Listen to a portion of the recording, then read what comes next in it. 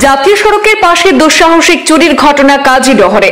সন্ধ্যা রাতে ঘরে কেউ না থাকার সুযোগে চোরের হাত সাফাই। ঘরে থাকা স্বর্ণালংকার সহ নগদ অর্থ হাতিয়ে নিল চোরেরা।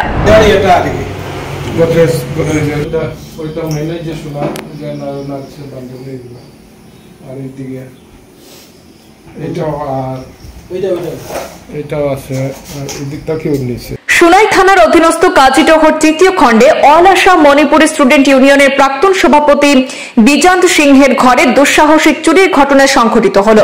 বুধবার সন্ধ্যা রাতে ঘরে কেউ না থাকার সুযোগে ঘরের তালা ভেঙে ঘরে প্রবেশ করে প্রচুর স্বর্ণালংকার সহ নগদ অর্থ হাতিয়ে নিয়ে যায় চোরের দল। জানা গেছে, গৃহকর্তা বিজান্ত সিংহ শিলচরের একটি হাসপাতালে চিকিৎসাধীন ছিলেন। তাকে দেখতে তার পরিবারের লোকজন সেখানে গিয়েছিলেন। রাতে ঘরে ফিরে এসে দেখেন ঘরের তালা ভাঙা, আলমারি কাপড় এলোমেলো অবস্থায় রাখা রয়েছে, স্বর্ণালংকার সহ নগদ অর্থ ঘরের সন্ধান নেই। খবর দেওয়া হয় পুলিশে। সোনাই পুলিশ এবং শিলচর সদর থানা পুলিশ ঘটনাস্থলে পৌঁছে তদন্ত শুরু করেন। এ নিয়ে সংবাদ মাধ্যমের সাথে কথা বলতে গিয়ে গৃহকর্তা বিজান্ত সিংহ দুঃসাহসিক এই ঘটনায় জড়িতদের গ্রেপ্তার সহ আগামীতে যাতে এই ধরনের ঘটনা আর পুনরাবৃত্তি না হয় তার জন্য পুলিশ প্রশাসনের দৃষ্টি আকর্ষণ করেছেন।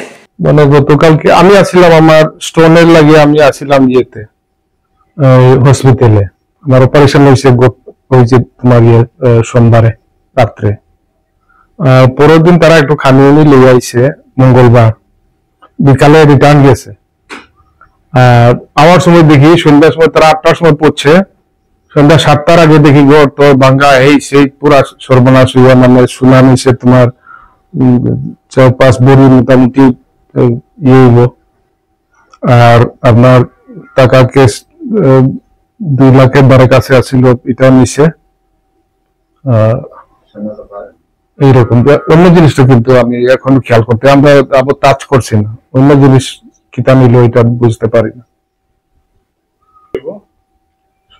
মানে 2 লাখ টাকার মতো, 2 লাখ একটু বেশি। সোনার তো ভাও বলা যায় না, তো কোনটা কত ভাও না। এইটাও পরে আমার কাকা এইসব সব আবার আমার লোকাল আমার আত্মীয় স্বজন এবং ভলেন্টিয়ার আমার সবাই মিলিয়ে মানে থানার গেছে। থানার এফআইআর করার পরে সদর থানা আইছে, তারপর ইয়েও আইছে সদর সুলাইনরা শিলচর সদর থানা এবং সোনাই থানা যৌথভাবে আইছে এবং ইনকোয়ারি করে গেছে। এইটাই। আর আমরা চাই মানে ঠিক আছে আমার কিছু ক্ষতি হয়েছে, কিন্তু এইরকম যাতে না হয়, মানে এটা সরকারে বা ওই অ্যাডমিনিস্ট্রেশনে যাতে এটা এইগুলা মানে স্ট্রিক্ট পদক্ষেপ নেয়, এটাই আমরা আপিল